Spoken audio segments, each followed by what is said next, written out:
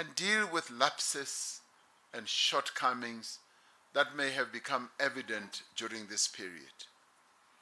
Where there was wrongdoing, we will act firmly. This morning, as I started our election campaign in Ekurhuleni, I met a number of comrades who were holding up placards, who were complaining about the selection of certain candidates in a particular area. And I was able to talk to them and indicate to them that we would like the election process to go ahead. And we should all allow the election process to go ahead. And in the meantime, we will be investigating everything that has to do with the complaints and the disputes that our people will have raised. And where we find fault, where we find wrongdoing, we will act. And if it does in the end result in any one of our leaders being implicated for wrongdoing, the National Executive Committee has declared that we should act. And if, for instance, a candidate who should never have been chosen or nominated to hold a particular position, we will act as well on that. And our action will be fair, it will be straightforward, and it will be aimed at correcting whatever wrong will have been done. So, friends and comrades, today we celebrate the 85th anniversary of the birth of Mama Winnie Madikizela Mandela.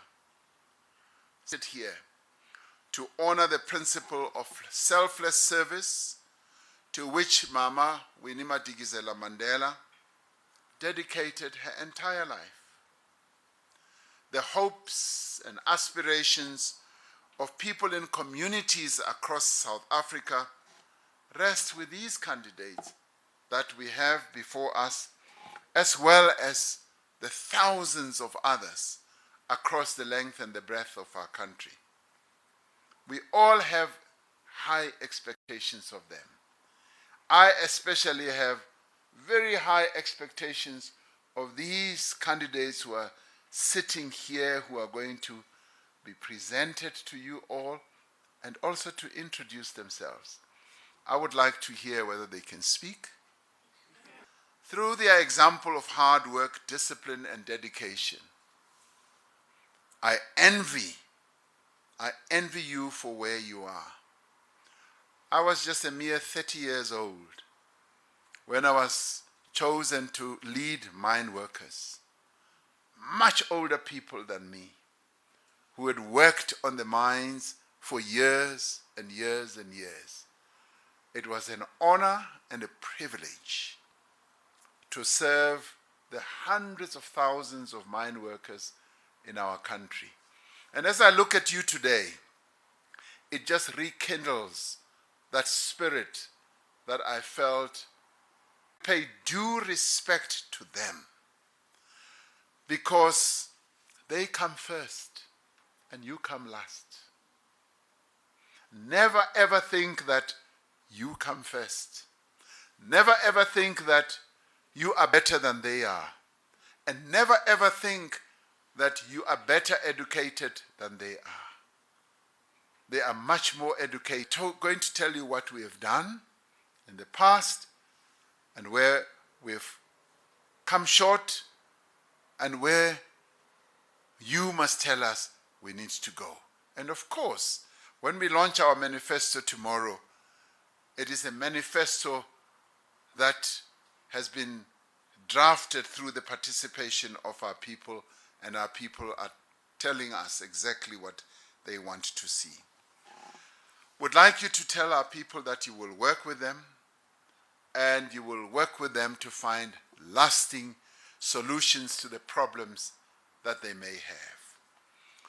We instruct you to be the embodiment, you seated here and the nearly 10,000 candidates that we are fielding, that you should be the embodiment of ethical servant leadership, that you should be the ones who are going to fight against corruption and mismanagement and continuously improve the functioning of local government. And that you should be the best councillors our nation. Once you're elected, we are going to spend more time with you. We are going to induct you properly. I myself will get involved in that process. The Acting Secretary General will get involved in that process. We are going to cook you. Ons gaan julle kook. We will cook you so that you become the fit and proper councillors that our people want to see. We want you to remain in constant contact with the residents of our local government cities and towns, providing information, providing answers to questions that they have, and addressing the concerns of our people.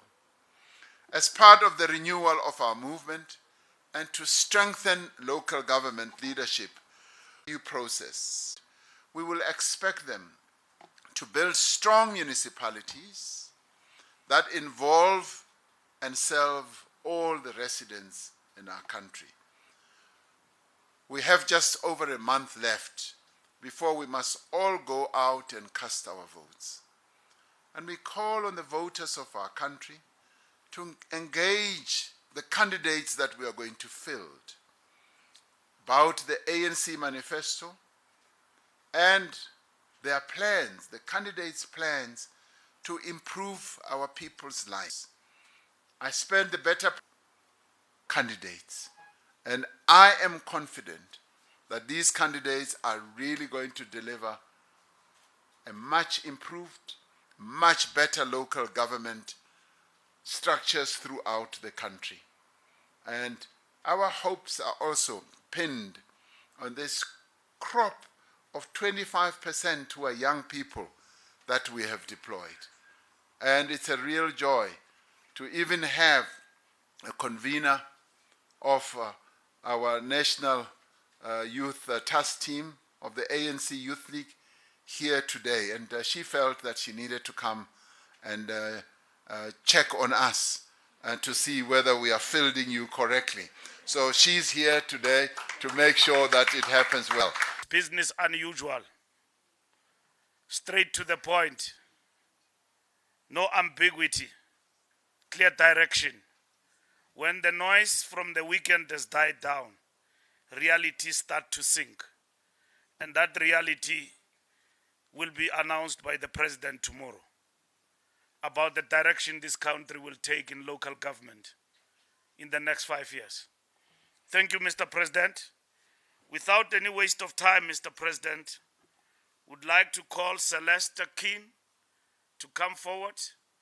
She will be followed by Kagisho, Sonyoni, Mujalifa, Puti, Benjamin, Khopani, Mamidu Pitifo, Tsepiso Mpehlo, Amigo, Carla Wood,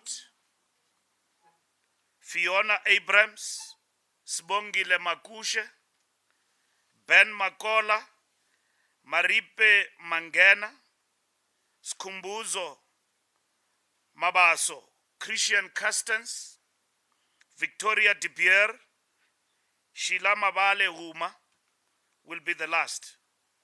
Celeste King, the stage is yours.